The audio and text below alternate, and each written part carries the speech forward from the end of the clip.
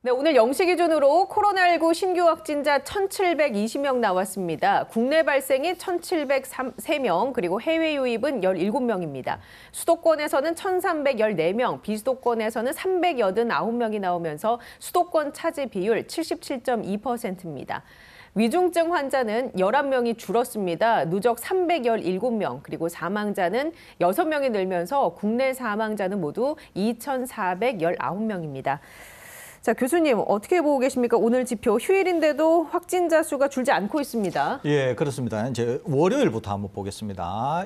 이번 주 월요일 날에도 검사 건수가 별로 없었으니까 월요일부터 쭉 보면은 월요일에서 화요일이 될 때 약 120명 정도 늘었습니다. 그다음에 화요일에서 오늘은 해외 유입을 감안한다고 하면은 20명 정도 줄었으니까 월요일하고 비교하면은 오히려 100명 정도 늘었다 이렇게 볼 수 있는 거죠. 그러니까 큰 수치는 아닙니다만은 기본적으로 큰 수치가 옆으로 횡보하고 있다 이렇게 볼 수 있습니다. 그러는데 이제 상황은 그렇지만 실제적으로 검사 건수가 적으니까 이번에 확산이 얼마나 됐나 하는 걸 실질적으로 알기는 좀 어렵다는 거죠. 그러니까 이제 내일부터 목, 금, 토니까 토요일 날에는 일부 반영이 될 가능성이 많습니다만 오히려 본격적인 것은 다음 주 수요일 날에 확 드러날 가능성이 많다는 거죠. 그래서 아마 다음 주 수요일까지는 대충의 경향은 알 수 있겠습니다만은 올바른 경향을 알기는 어려울 것 같습니다. 다만 상황이 호전되고 있다고 보기에는 어려울 것 같습니다. 확진자를 기준으로 할 때는.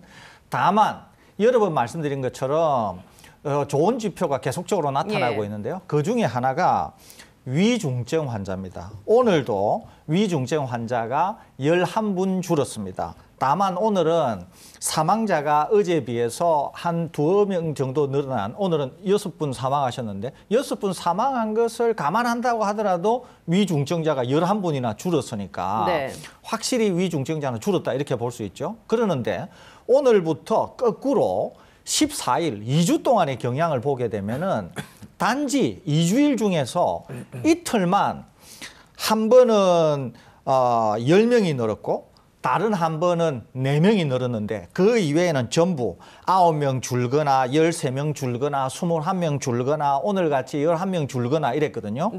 그러니까 14일, 2주 동안 통째로 계속 위중증 환자는 줄어들고 있다는 거죠. 그래서 지금 오늘 317명인데 이 기조가 유지가 되면 조만간 300명대가 깨지면서 200명대의 위중증 환자로 진입할 가능성이 많습니다. 이것은 제가 어제 거의 처음으로 백신 접종의 영향으로 보인다. 이렇게 제가 어제 처음으로 말씀을 드렸는데 오늘 마찬가지로 백신 접종의 효과가 확실히 나타나고 있다. 제 개인적으로는 이렇게 판단하고 있습니다. 왜냐하면 4차 유행 전 구간에 걸쳐서 2주 동안 이렇게 지속적으로 위중증 환자가 줄어든 구간이 없었거든요. 그렇기 때문에 향후로도 계속적으로 위중증 환자는 줄어들면서 이것이 반영이 되면 또 사망자도 줄어들 것으로 예상이 됩니다. 그렇기 때문에 확진자는 다소 늘어나서 이 지표는 나쁘다고 하더라도 나머지 지표들은 비교적 좋은 방향으로 이동하고 있다. 이렇게 평가가 됩니다. 그 지표와 관련된 부분은 앞으로 어떻게 방향 설정을 하고 나아가야 하는지 잠시 뒤에 꼼꼼하게 저희가 짚어보도록 하겠습니다.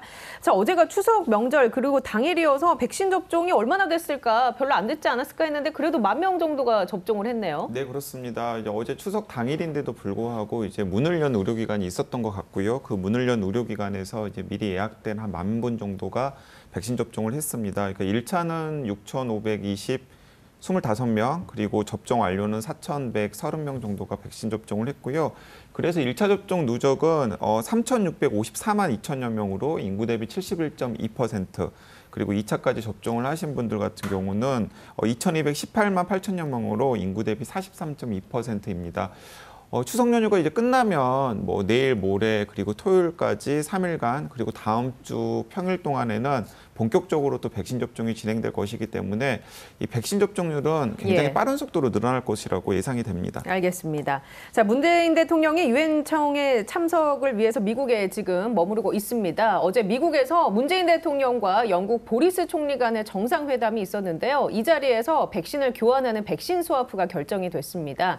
영국과의 백신 스와프에 담긴 의미 그리고 도입되는 백신에 대한 내용을 한번 정리를 해보도록 하죠. 네, 뭐 이렇게 큰 의미가 있다라기보다는 우리나라가 이스라엘이랑 백신 스와프를 했었고요.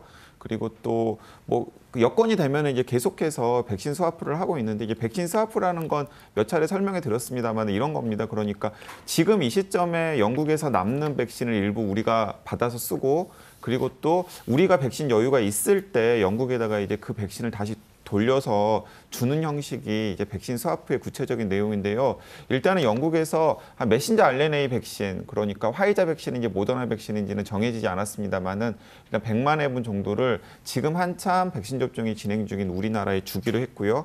그래서 우리나라에서 그 100만 회분의 백신을 사용하고 나서 뭐 예를 들면 연말이 될 수도 있겠고 내년 초가 될 수도 있겠는데요. 그 시점에 이제 우리가 어느 정도 백신의 여력이 있으면 그 백신을 이제 영국 정부에 이제 다시 주는 식의 방안입니다. 예. 자, 그렇기 때문에 뭐 이게 큰 의미를 부여하기보다는 백신과 관련해서 어쨌든 간에 협력할 수 있는 나라가 한 나라 더 늘었다라는 정도로 생각을 하시면 될 것으로 보입니다. 예.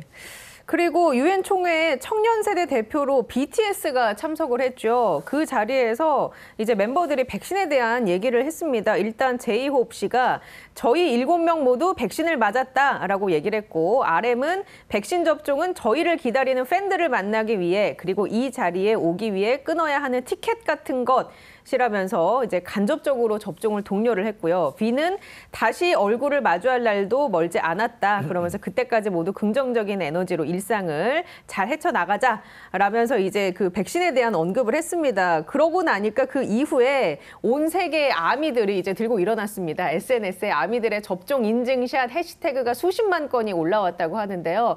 이에 대해서 유니세프가 감사 인사를 또 전했다고 하고요. 저는 참 좋습니다. 아미로서 한국인으로서 이게 어깨가 좀 으쓱하게 되고 두 분은 어떻게 보셨어요? 네, 저는 이제 몇 차례 계속 이야기했었지 예. 않습니까? 그러니까 BTS가 됐든지 아니면 뭐 제가 좋아하는 가수 아이유가 됐든지 아니면은 어르신들이 좋아하는 뭐 임영웅 씨라든지. 네, 임영웅 씨라든지 뭐 송가인 씨라든지 뭐 이런 여러분들이 있지 않습니까? 이제 이런 분들이 약간 이제 셀럽이 백신을 접종을 한 다음에 나 백신 접종했고 굉장히 안전하고 그리고 또 백신을 맞은 건 나의 안전, 가족의 안전, 그리고 우리 공동체 안전을 위해서 꼭 필요한 일이다라는 메시지를 전파하면 분명히 긍정적인 효과가 있으리라고 생각을 했고 이제 그런 걸 계속해서 했었는데 이렇게 스케일 크게 BTS가 네. 국제적인 무대에서. 네, 국제적인 무대에서 이렇게 백신 부심을 드러낼 줄은 몰랐고요. 그러니까 그 기사를 보고 저도 굉장히 뿌듯하더라고요. 그리고 이게 이 BTS의 이 선한 영향력이 얼마나 큰지를 확인할 수 있는 대목인데 연설이 끝나자마자 이 소셜미디어를 중심으로 해서 아미 백시네이티드 2라고 하는 그러니까 아미도 백신 맞았다라는 이 해시태그가 소셜미디어 상에 엄청나게 많이 퍼졌고요. 그리고 또 이 접종 증명서를 캡처한 인증샷도 여기저기서 많이 퍼졌다고 합니다. 이게 BTS가 딱 이렇게 방아쇠를 당겼는데 약간 전 세계적인 약간 유행이 되었으면 좋겠어요. 네네. 그래서 이게 이런 유행이 편승하기 위해서라도 내가 백신을 접종해야 되겠구나라는 생각이 들면 좋겠다라는 생각이 들고요. 이 기회에 BTS만 하지 말고 그 아까 언급했던 그런 다른 셀럽들, 네. 국내외 여러 셀럽들도 같이 좀 동참을 해줬으면 좋겠다라는 생각이 듭니다. 저는 좀 다른 앵글에서, 다른 각도에서 좀 보고 있는데요. 뭐냐면 이거예요. 그러니까 내용적으로는 우리 강 기자님하고 비슷합니다. 그런데 제가 예전 방송에서 포스트 코로나에 대한민국이 서방 선진국 5대 강국이 될 수도 있을 것 같다. 이 말씀을 제가 드리지 않았습니까? 저는 BTS 이 사건을 단순한 사건으로 보지 않습니다. 저는 우리의 경제력, 우리의 문화 역량, 더더구나 국제사회에서의 대한민국의 위상에 대한 어떤 하나의 굉장히 중요한 이벤트로 본다는 거죠. 예를 들면 이런 거예요. 20년 전에 대한민국에서 BTS 같은, 제가 이런 말씀을 드리면 비교를 하기 위한 겁니다. 20년 전 대한민국에서 BTS 같은 애들이 나왔다고 해서 유엔 총회에서 전 세계의 시민들을 상대로 이런 연설이 가당키나 하겠냐는 거예요. 첫째 하나는. 예. 두 번째는 이렇게 한다고 해서 전 세계의 시민 사회가 박수를 치면서 해시태그를 올리고 백신 접종을 해야 되겠다고 하는 선한 영향력을 우리가 끼칠 수 있을까요? 그렇지 않다는 거예요. 그것은 무슨 말이냐면은 대한민국이 그런 정도의 국제적인 위상을 갖추고 있다는 거예요. 첫째 하나는 대단히 중요하다는 거죠. 그것은 경제력에서 문화, 영향력에서 그렇다는 겁니다. 그러니까 BTS와 같은 영향력이 있는 이런 그룹이 UN 총회에서 연설을 할 정도라는 거죠. 심지어는 선진국의 대통령이 미치는 영향력보다도 더 큰 영향력을 행사할 수 있다는 거죠.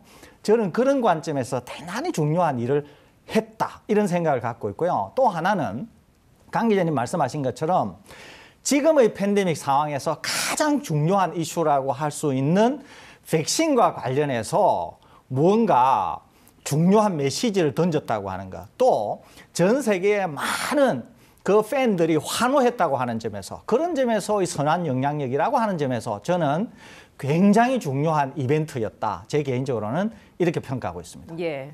교수님도 암이십니까 혹시? 저는 아미는 아닌데 저만 빼고 저희 집은 다 암입니다. 그래요.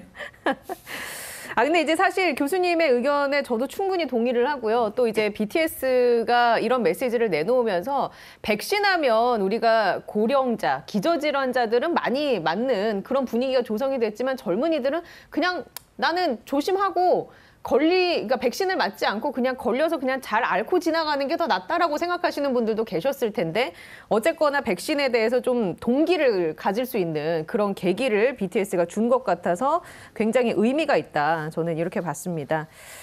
뿌듯하네요. 예. 자, 그리고 이번에는 이 얘기를 나눠보도록 하겠습니다. 어제 저희가 돌파 감염에 대해서 얘기를 나누면서 강 기자님이 이런 얘기 해주셨어요. 주변에 혹시 돌파 감염이 됐던 사례가 있으면 댓글로 좀 후기를 남겨달라고 얘기를 해주셨는데 어제 유튜브로 방송을 보시고 댓글을 남겨주신 분이 계십니다. 그래서 소개를 해드리도록 하겠습니다. 이분은 저희 유튜브에 댓글을 많이 남겨주시는 고정 시청자로 영국에 지금 거주를 하고 계시는데요.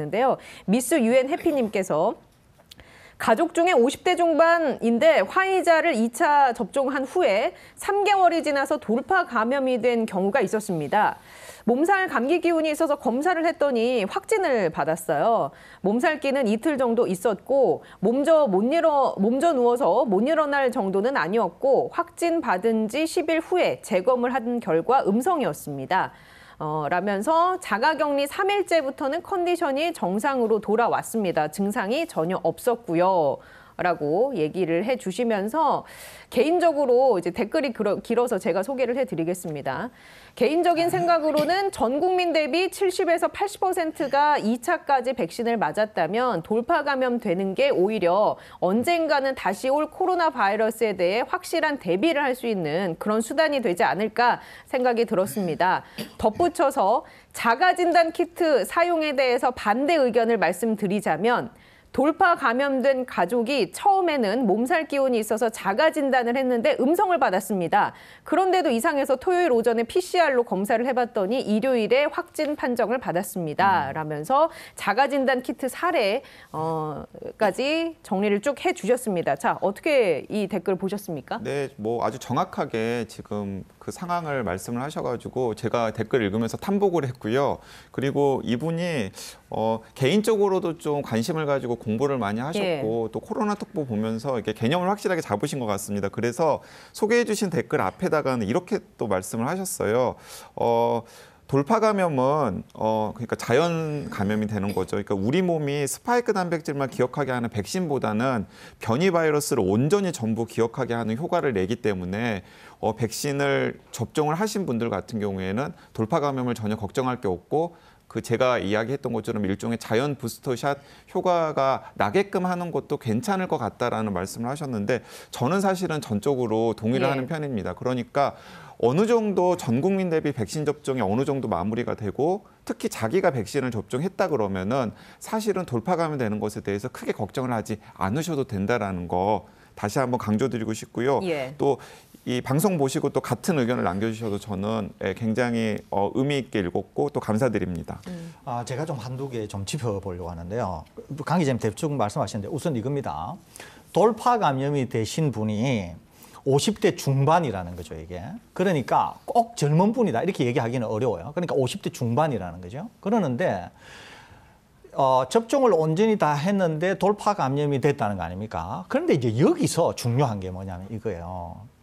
본인은 약간의 몸살기만 있었는데 3일째 되어서 온전히 회복됐다 그랬잖아요. 그러니까 굉장히 경증을 앓았다는 거예요. 네, 경증을 앓았다는 거예요. 심지어 자가 진단 키트는 음성, 즉 바이러스 양이 적어서 그 바이러스를 찾아내지 못할 정도로 음성 결과를 낼 정도로 그러니까 이제 그러니까 실제로는 감염이 되었는데도 자가 진단 키트는 못 찾아냈으니까 그것은 바이러스 양이 적었다는 거죠. 그러니까 백신을 접종한 50대 중반이 백신을 접종했기 때문에 경증을 앓았을 뿐만 아니라 바이러스 양이 적어서 진단검사, 자가진단검사 키트가 확인을 하지 못했고 결국 PCR 검사로서 찾아냈는데 아주 빨리 완전히 정상 컨디션으로 회복을 했다. 심지어는 감염이 되어 있던 한 2, 3일 정도도 전혀 불편하지 않았다라고 하는 얘기를 지금 하고 계시는 거거든요. 그러니까 이 얘기는 저희들이 여러 번 말씀드린 것처럼 첫째 하나는 백신이 확실히 효과가 있다. 그래서 바이러스가 몸에서 많이 안 만들어진다. 그리고 배출이 된다고 하더라도 적게 배출이 되기 때문에 확산 가능성도 적다. 어제 말씀드렸잖아요. 그죠? 거기다가 마스크 하면은 더 효과는 뛰어나다. 그걸 지금 보여주고 있는 거죠. 게다가 저희 방송에서 여러 번 말씀드린 것처럼 자가진단 검사 키트가 가지고 있는 문제점도 여기 그대로 고스란히 드러나고 있다는 거죠. 그렇기 때문에 이런 모든 것들이 진짜 이제 현장에서 직접 경험하신 분이잖아요. 이것을 통해서 우리가 확인할 수 있다고 하는 점에서 매우 자세한 정보를 제공해 주셔서 고맙다는 말씀을 드립니다. 네, 그리고 이분이 이제 일단은 포문을 여셨으니까 코로나 특보 시청하시는 분들 중에서 혹시 또 비슷한 사례가 가족이나 혹은 지인들 중에서 있으면은 사례를 좀 같이 공유해 주시면 좋겠습니다.